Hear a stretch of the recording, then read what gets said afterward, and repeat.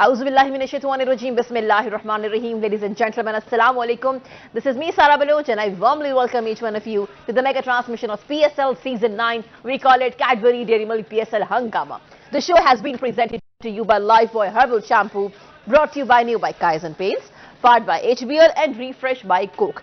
Janab, I hope you guys are keeping yourself well. It was the 20th number of PSL Season 9 match between Peshawar Zalmi and Islamabad United. I'm sure वो लोग जिनका ताल्लुक पिंडी से है, क्योंकि आज पिंडी का क्राउड अमेजिंग था. You guys were so good, आपको देखने में मजा आ रहा था और थ्रिलिंग मैच साबित हुआ जनाब ये इस्लामाबाद यूनाइटेड के लिए. लेकिन व्हाट आई थिंक ये कहा जाए कि इतना गुड डे नहीं था फॉर पेशावर ज़ल्मी तो सही होगा. अगर हम बैटिंग को देखें, फील्डिंग को देखें, बॉलिंग को देखें, कुछ भी काम ना कर पाया. लेकिन वो जो मूवमेंट था ना कि जब सेकंड इनिंग में आके फर्स्ट ओवर के अंदर golden duck Babar Azam out होते हैं. In the history of PSL कभी ऐसा नहीं हुआ कि गोल्डन डक पे वो आउट हो जाएं और वो उनका चेहरा उतरना और उसके बाद साइम अय्यूब का आउट होना, मतलब दिल टूट गया था वो सारे फैंस का, जो कि हैं तो पिंडी में रहते हैं, इस्लामाबाद के हैं, लेकिन ऑफ कोर्स बाबर आजम उनके दिल में बसता है.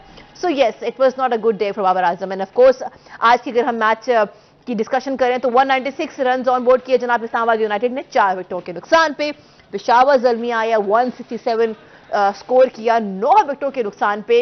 यानी कि ये जो गेम था, हमें एक तरफ शानदार इनिंग्स नजर आती हैं शादाब की, अगर हम बात करें इस्लामाबाद यूनाइटेड की बल्लेबाजी की, और उसके बाद जो वन मैन शो हमें नजर आया है आज आमिर जमाल का, उनकी 87 की इनिंग्स 49 बॉल्स पे. यानी कि वो ऑलराउंडर, हमें लग रहा था कि उनकी बॉलिंग आज काम करेगी, तो बॉलिंग ने काम नहीं किया, लेकिन बल्लेबाजी ने क्या कमाल काम किया. But again he could not make it. हाँ, बात करेंगे जनाब पॉइंट टेबल के एतबार से. मुल्तान सुल्तान जनाब 7 मैचेस खेले, 6 मैचेस जीते, 1 मैच हारा with the points of 12. Then we have gotten Quetta Gladiators, they are sitting on table. उनकी पोजीशन जो है वो सेकंड पोजीशन है. 6 मैचेस खेले, 4 मैचेस जीते, 1 मैच हारा with the points of 9. Then we have gotten now जनाब सूरत हाल बदल चुकी है. इस्लामाबाद यूनाइटेड नंबर 3 पे आ चुके हैं with the 7 points, and then we have gotten Peshawar Zalmi with the 7 points. दोनों के नेट रन रेट में फर्क है. Then Karachi King and Lahore Qalandar. I'll come directly to my I'll go directly to my panelists. हमें join किया है 2 cricketing mindset ने, amazing cricketing mindset है.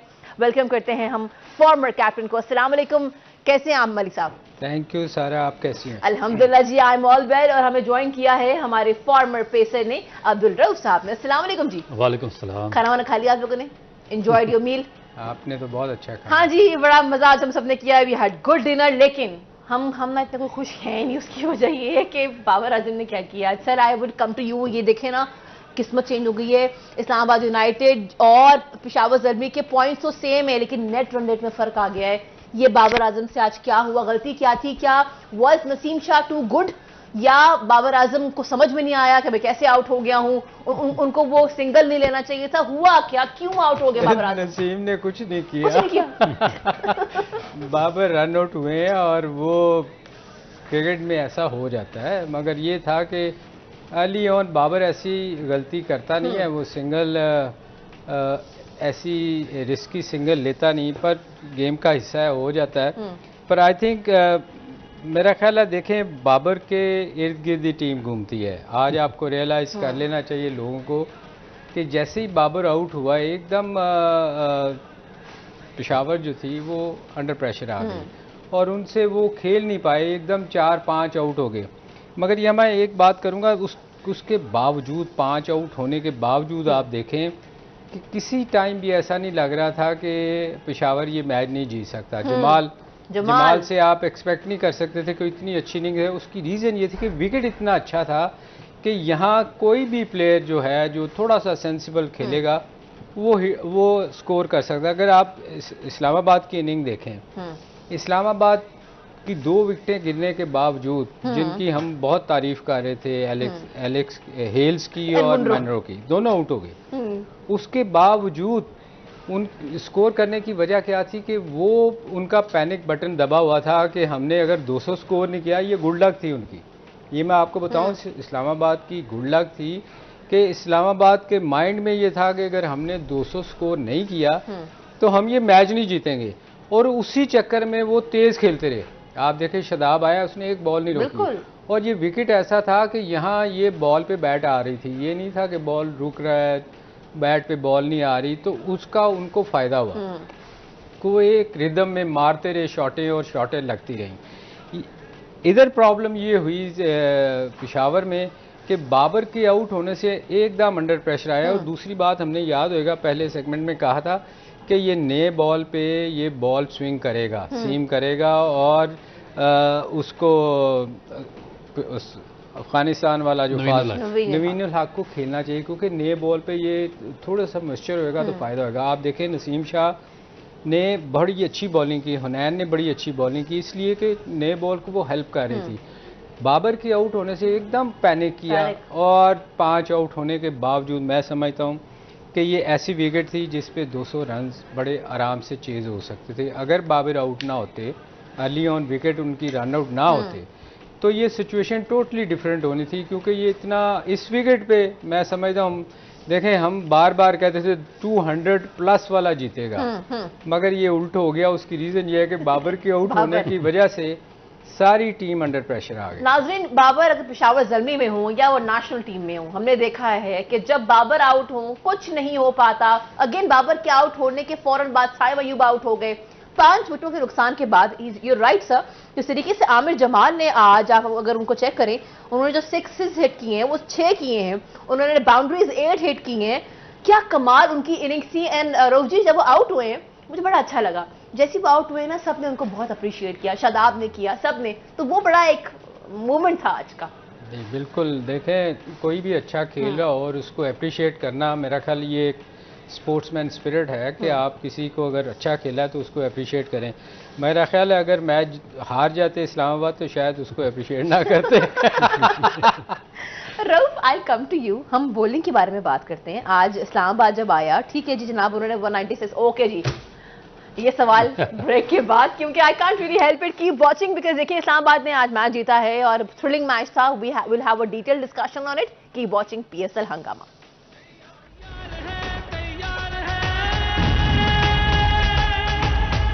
Welcome back. You've been watching our special transmission of PSL Season 9. We call it Cadbury Dairy Milk PSL Hangama. This show has been presented to you by Life Boy Herbal Shampoo, brought to you by Neo by Kaizen Paints, powered by HPL and refreshed by Coke. Janab, the news is Islamabad United has won the match by 29 runs. जहाँ ये बात हो रही है वहाँ पे I was just going through the history of PSL different seasons. 2020 में भी इस्लामाबाद यूनाइटेड ने 195 जो है वो स्कोर किए थे, रन ऑन बोर्ड किए थे, और तब भी पेशावर ज़ल्मी नहीं जीत पाया था, लेकिन तब तो बहुत ही बुरे हालात थे जनाब। 85 पे 2 विकेटें के नुकसान पे ये इनकी ये सिचुएशन थी। सो आज 195 तो नहीं, आज 196 रन ऑन बोर्ड किए, लेकिन वही हुआ जनाब, बाबर ना चल पाया, तो फिर पेशावर ज़ल्मी के हालात हमारे सामने हैं। But I want to ask you directly Rauf ji, हमारे सामने पेशावर ज़ल्मी की बॉलिंग यूनिट है जिसने सिर्फ 4 विकेटें ली इस्लामाबाद यूनाइटेड की, but what happened to Islamabad United जनाब? पेशावर ज़ल्मी की 9 विकेट्स उन्होंने गिरा दी। हम देखें शादाब खान को, एक्सपेंसिव रहे, 3 विकेट्स ली।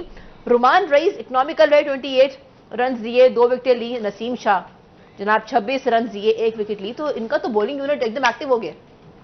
देखिए बात यह कि आपको बेसिकली तो सेंस होनी चाहिए ना, जिस तरह सलीम भाई ने फर्स्ट पार्ट में बात की थी, यहाँ पे 2 बातें इन्होंने की थी। एक तो ये थी कि पिच में मॉइस्चर होगा और उसके बाद सीम बॉलर्स को बहुत ज़्यादा सपोर्ट करेगी। बिल्कुल वैसे ही हुआ। सेकंड टाइम पे जो सीमर्स थे इस्लामाबाद के, उनको बहुत ज़्यादा हेल्प मिलना शुरू हो गई। अब एक और इन्होंने बात की थी, शायद आपको याद हो, नवीनुल हक के बारे में, कि ये बेसिक चीज़ ये है कि जब तक आप पे सेंस डेवलप नहीं होती कि कौन सी पिच पे आपने किस प्लेयर को खिलाना, उस वक्त तक रिजल्ट प्रोड्यूस करना बड़ा मुश्किल हो जाता है। और यही हमारा प्रॉब्लम आ रहा है पाकिस्तान के थिंक टैंक में भी, और ये नीचे जो फ्रेंचाइज का थिंक टैंक है उसमें भी आ रहा है कि नवीनुल हक, जो अगर आपने इसका पास्ट रिकॉर्ड उठाकर देखा वर्ल्ड कप में और बाकी टूर्नामेंट्स में, तो उसने जो मॉइस्चर में जब सेकंड टाइम उसने बॉलिंग किया या इस तरह की पिचेस में, वो एक्सेप्शनल बॉलर साबित हुआ और उसने अपनी टीम को बहुत ज़्यादा हेल्प आउट किया। आज बिल्कुल सेम कंडीशन थी, क्योंकि 3 दिन से बारिश हो रही है इस्लामाबाद पिंडी में। सब लोग जानते हैं कि पिच में डंपनेस होगी, और जब डंपनेस होती है तो उसमें थोड़ा सा मॉइस्चर हो जाता है, जो कि जो सीम बॉलर्स होते हैं उनके लिए बहुत ज़्यादा फ़ायदेमंद होता है। तो आज इन्होंने जब जिस मैच में उसको खिलाना चाहिए था, उस मैच में उसको बाहर बिठा दिया, और वो बुरी तरह कास्ट हुआ इनको, क्योंकि इनके आप देखें कि ये जो इनकी अर्ली जो 2 प्लेयर थे जिन पे ये इनकी टीम डिपेंड कर रही थी, हेल्स और मैनरो, वो 1 मैच उन दोनों को उसने आउट कर दिया साइम अयूब ने।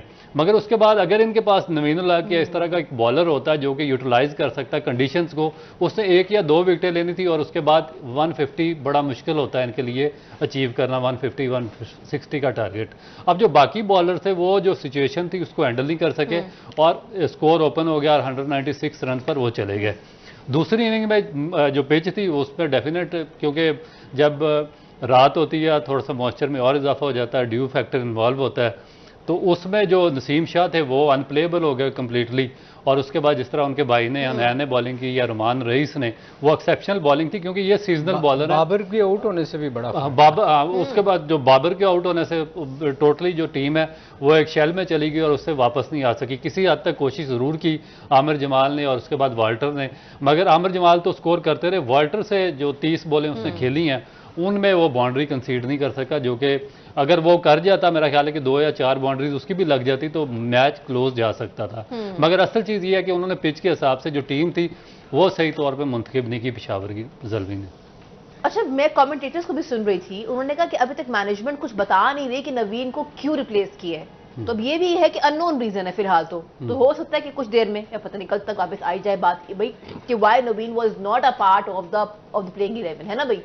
अच्छा, जहां ये बात हो रही वहां sir I want to ask you something. आज एक तरफ शादाब की जना बेहतरीन innings, by the way he happens to be the player of the match today, और दूसरी साइड पे सॉरी आमिर जमाल, और फिर तीसरी साइड पे आजम खान। तो क्या आने वाले T20 वर्ल्ड कप में हमें ये 3 लोग कंफर्म नजर आने वाले हैं प्लेइंग 11 का हिस्सा? नहीं, बिल्कुल ये कंफर्म हो सकते हैं। उसके लिए आपको एक काम करना पड़ेगा कि इस्लामाबाद की विकेट पिच जो है वो वर्ल्ड कप के लिए साथ लेके जानी, अमेरिका शिफ्ट करनी पड़ेगी। अमेरिका शिफ्ट करनी पड़ेगी उसके लिए कि वहाँ ऐसी पिचेस नहीं मिलेगी, डिफरेंट कंडीशन होएगी, मुश्किल होएगी वहाँ। तो ये देखें, हर प्लेयर जो है ना वो उसको आपने जज करना है हर कंडीशन में। ठीक है, आपने मुल्तान में जज किया, आपने कराची में किया, पिंडी में तो पैराडाइज है बैट्समैनों के लिए, ये तो कंफर्म है ना। आप पिछला सीजन भी देख लें, आज भी इवन देख लें, जमाल कमाल, जिसको आप इसमें कोई शक नहीं, कोई अच्छी हिटें मारता है, पर अकेला मैच ले जा सकता था। तो ये चीज़ें जब आप सिलेक्शन करती हैं ना, तो फिर आपको बहुत सारी चीज़ों को देखना पड़ता है कि कहाँ कहाँ किस बंदे ने कैसे खेला है।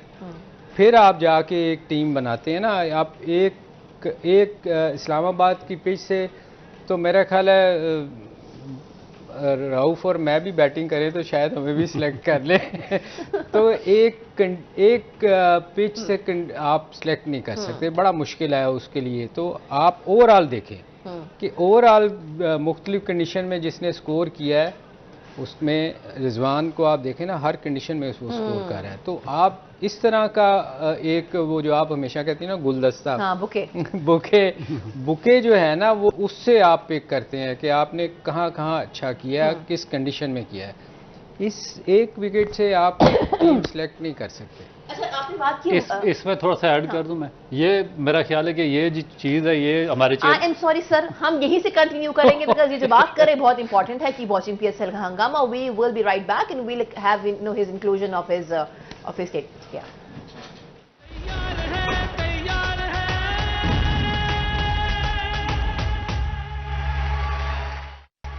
Welcome back. You've been watching our special transmission of PSL Season 9. We call it Cadbury Dairy Milk PSL Hangama. This show has been presented to you by Lifebuoy Herbal Shampoo, brought to you by Neo by Kaizen Paints, powered by HPL and refreshed by Coke. By the way, वो तमाम लोग जो हमारा show देख रहे हैं, you guys can send us your questions. हमारे panelist आपको जवाब देंगे।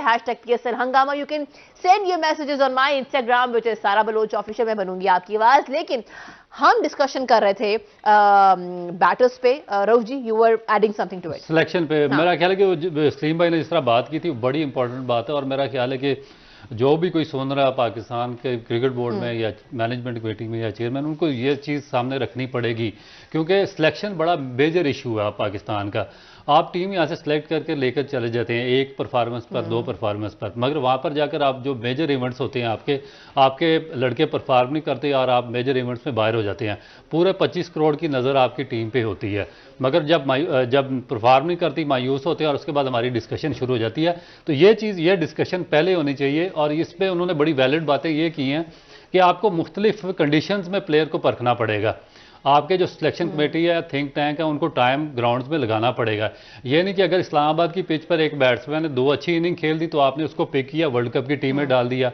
एक स्पिन बॉलर ने कराची की पिच पर जो स्लो और स्पिन बॉलर्स के लिए इफेक्टिव है वहां पे परफॉर्मेंस दी, आपने उसको पकड़ा, वर्ल्ड कप की टीम में डाल दिया।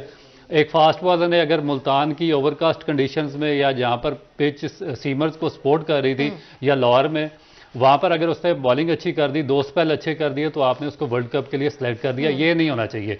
आपको एक पूरा ओवरऑल एक जायजा लेना पड़ेगा। जो तीनों आपके ये वेन्यूज हैं, कराची, मुल्तान, लाहौर और रावलपिंडी का, इसमें आप देखेंगे कि कौन सा बॉलर ऐसा है जिसने चारों जगह पे इक्वली अच्छी बॉलिंग की है, कौन सा स्पिनर ऐसा है जिसने चारों जगह पे अच्छे रिजल्ट प्रोड्यूस किए हैं, बैट्समैन कौन सा है जिससे कराची की जो स्लो पिचेज हैं वहां पर भी अच्छी बैटिंग की है, जिससे जो स्विमिंग कंडीशन थी मुल्तान और लाहौर की वहां पे भी अच्छी बैटिंग की है, और जो बैटिंग पैराडाइज थी पिंडी की वहां भी अच्छी उससे बैटिंग की है। तो जब आप इस तरह एक यूनानिमसली डिसीजन लेंगे और चारों जगह पे परफॉर्मेंस नोट करके आप टीम सेलेक्ट करेंगे तो वो जाकर आगे पाकिस्तान की टीम को वर्ल्ड कप में बेनिफिट होगा उसका, और पाकिस्तान कुछ बेहतर रैंकिंग पे खड़ा होगा। अगर आपने इसी तरह एक एक दो परफॉर्मेंस पे, जिस तरह हम बात करते हैं कि आज उसने बड़ी अच्छी बैटिंग कर ली, आज उसने बॉलिंग कर ली, अगर इस तरीके से हम टीम सेलेक्ट करेंगे तो फिर हमारा वही हाल होगा इस वर्ल्ड कप में भी जो पिछले वर्ल्ड कप में, एशिया कप में और T20 वर्ल्ड कप में हो चुका। तो इसलिए जो इन्होंने बात की, मेरा ख्याल है कि बहुत ज्यादा इंपॉर्टेंट है, इसको पे नजरसानी करनी पड़ेगी। ये बड़ा इंपॉर्टेंट मरहला है हमारे लिए, देखिए, क्योंकि इसके बाद हमारा T20 वर्ल्ड कप आ रहा है, तो बहुत सारे क्वेश्चंस हैं, लेकिन ये देखना बड़ा इंपॉर्टेंट है कि ऐसा प्लेयर जो हर तरह की कंडीशन में खेल सके, आप उसको साथ लेके जाएं, बिकॉज दुनिया देखेगी और ऐसी ऐसी टीम्स हमारे सामने होंगी, कंपटीशन बहुत ज्यादा होगा।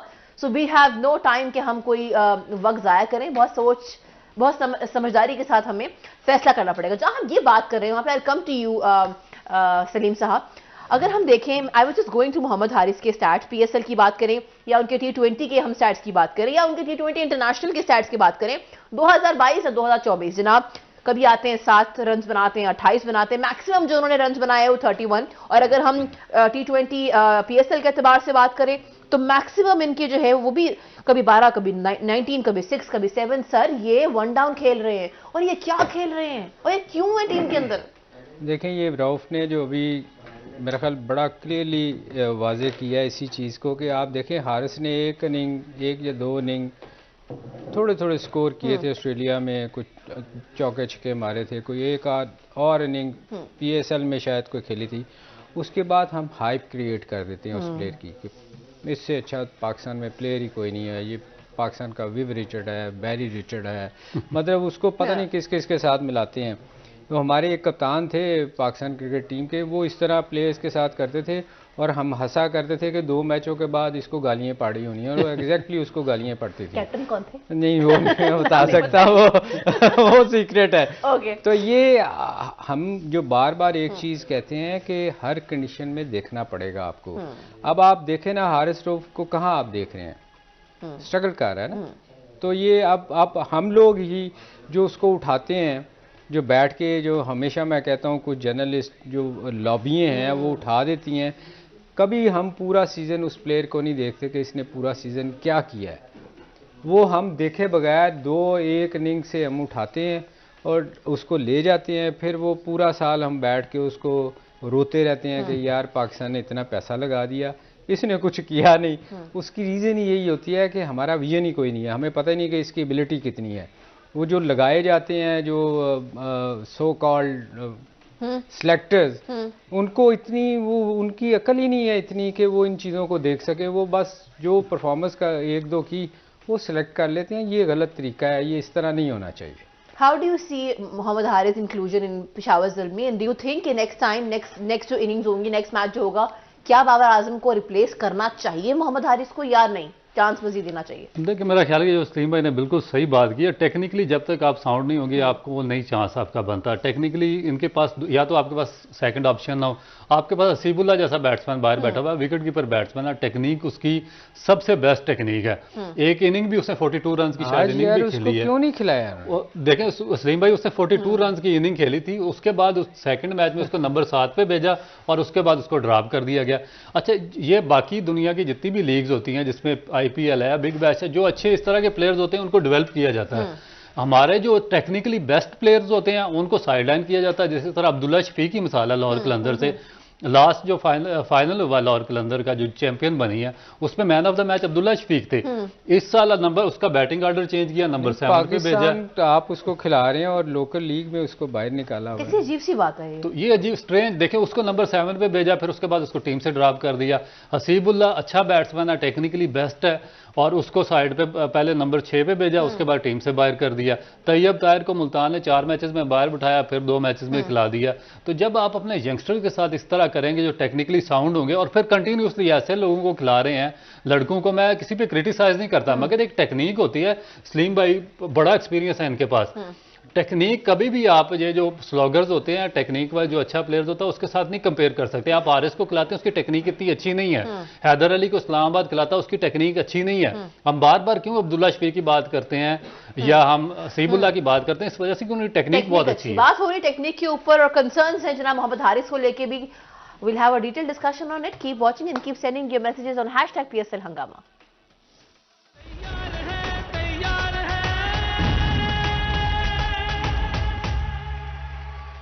ऑफ लाहौर कलंदर्स, हमने कल भी उनकी एक कंट्रोवर्शियल सी स्टेटमेंट थी सामने आई थी हारिस रऊफ के ऊपर।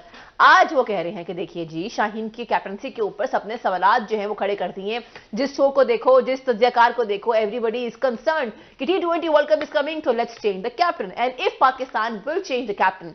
तो जनाब उनका कहना यह है कि शाहीन से अभी आप कैसे एक्सपेक्ट कर सकते हैं कि वो कैप्टनसी ना करे पाकिस्तान की, क्योंकि अभी 2 दफा डिफेंडिंग चैंपियन हम रह चुके हैं। और ये कोई सही बात नहीं है कि जस्ट बिकॉज हमने मैचेस नहीं जीते तो आप उनके कैप्टनसी जो है उस पर क्वेश्चन शुरू कर दें। Sir, what is your take on him defending Haris पहले और अब डिफेंड करे शाहीन को? देखिए, पहली बात तो ये है कि इसकी डिस्कशन ही नहीं होनी चाहिए। ये बंदा मेरे ख्याल में इसकी कोई क्या वैल्यू है, इसकी वे एक लीग का फ्रेंचाइज का ओनर है। वो मतलब वो तो चाहेगा कि उसकी लीग का बंदा कप्तान हो, मगर बात ये है कि फैक्ट पे बात करनी चाहिए ना। उसने उसको कप्तान बनाया, उसने वहाँ उसकी परफॉर्मेंस अगर देख लें, यहाँ अगर आप परफॉर्मेंस देख लें लीग में, उसने, मैं हमेशा कहता हूँ कि उसकी टीम इसलिए जीती थी कि उस वक्त राशिद था। अब पता तो कप्तानी का जब चलता है ना, जब आपकी टीम अच्छी ना हो, जब आपकी टीम अच्छी ना हो, आप उसमें फाइट करें और दिखाएं कि मैं फाइटर हूं और आपकी टीम लड़ के हारे। आप तो सीधे सीधे मैच हारे हैं, इसमें आपकी कप्तानी तो कहीं नजर नहीं आई। देखें ना, हम जो बात कर रहे हैं कि कप्तान अगर लोग कह रहे हैं चेंज कर रहे हैं, तो मेरा नहीं ख्याल कि वो गलत कह रहे हैं। इसलिए कि देखें, वो एक तो यंग, बहुत उसकी यंग एज है। ये कप्तानी इतनी जल्दी आपको नहीं आती, इसमें कोई शक नहीं। उसको टाइम लगता है। उसको लाहौर कलंदर की कप्तानी 1-2 साल और करनी चाहिए, सीखना चाहिए।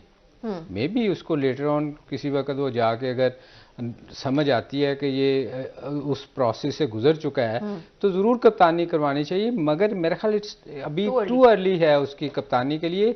उसके लिए आपको एक एक्सपीरियंस कप्तान चाहिए जो आपको नज़र आ रहा है कि जो आपकी लीग में भी अच्छा कर रहा है और पिछले कई सालों से कर रहा है। और मेरे ख्याल में रिजवान से बेहतर मुझे इस वक्त कोई कप्तान आपके नज़र नहीं आ रहा। तो जो डिसीजन भी पीछे से लेता है ना, जो विकेट कीपर होता है ना, हमेशा आप देखें, धोनी की मैं मिसाल हमेशा देता हूँ कि दुनिया का सबसे बेस्ट मुझे जो कप्तान लगा था वो धोनी लगा, इसलिए कि जब भी कभी उसने रिव्यू लिया उसका कभी ख़राब नहीं हुआ। आज अगर आप देखें उसको यार इसके लड़का जो है मोइन का बेटा आजम खान, आजम ने 2-3 दफ़ा वो जैसे एक नया लेग स्पिनर या स्पिनर कोई बॉल कर रहा था ना, जब भी पैड पे बॉल लगती है वो अपील करता है। हालांकि विकेट कीपर सबसे जो डिसीजन अच्छा ले सकता है ना, वो विकेट कीपर लेता है। तो बात ये है कि रिजवान का अगर आप जब भी डिसीजन देखें, उसके मोस्टली 90% उसके ठीक डिसीजन होते हैं कि उसको समझ है। तो ये जो शाहीन की बात करते हैं ना, हम शाहीन के कोई हमारा कोई पर्सनल लड़ाई थोड़ी है यार, हम तो पाकिस्तान के लिए बात करते हैं। तो अभी उसके लिए बहुत अर्ली है उसको कप्तान बनाना। आप पीछे से उसको अगर उसकी परफॉर्मेंस देखें तो इतनी अच्छी नहीं है। लोग टाइम लगता है ज़रूर सीखने में कि बार बार कप्तान भी चेंज नहीं होने चाहिए, मगर उसके लिए अभी ये सूटेबल चीज कप्तानी नहीं है, उसको नहीं करनी चाहिए। अच्छा जी, लास्ट 2 मिनट्स रह गए हैं, लेकिन यहाँ पे I would like to add, I would want you to quickly comment on it. Inzamam ul Haq पीछे नहीं रहे जनाब, अपने शो में बैठ के उन्होंने कहा कि देखिए जी, खान साहब की अगर हम बात करें, 82 का वर्ल्ड कप हमारे, 87 का वर्ल्ड कप हमारे, उसके बाद जाके हम 92 का वर्ल्ड कप जीते हैं। हमें बी पेशेंट होना पड़ेगा, ऐसे नहीं। हमें देखना है कि भाई वो जो इतने मैचेस हार गए, T20 न्यूजीलैंड की सीरीज हम हारे, अब वो लाहौर करंदस भी हार गए। Give him some time, he will come back. What is your take on this? देखिए, मेरा ख्याल कि बहुत ही स्ट्रेंज स्टेटमेंट है कि आप किसको किसके साथ मिला रहे हैं। आप इमरान खान के साथ मिलाना मेरा ख्याल है कि शाहीन अफरीदी को, तो एक मेरा ख्याल है आप इसको जुल्म अजीम ही कह सकते हैं। और इसके अलावा क्या कह सकते हैं कि ना आपका कोई रिकॉर्ड है, ना आपका कोई एक्सपीरियंस है फर्स्ट क्लास में, ना आपका डोमेस्टिक क्रिकेट में कोई एक्सपीरियंस है। आपको पाकिस्तान का कैप्टन बना दिया गया और उसके बाद आप कहते हैं कि आप हारते रहें और कंटिन्यू करते रहें।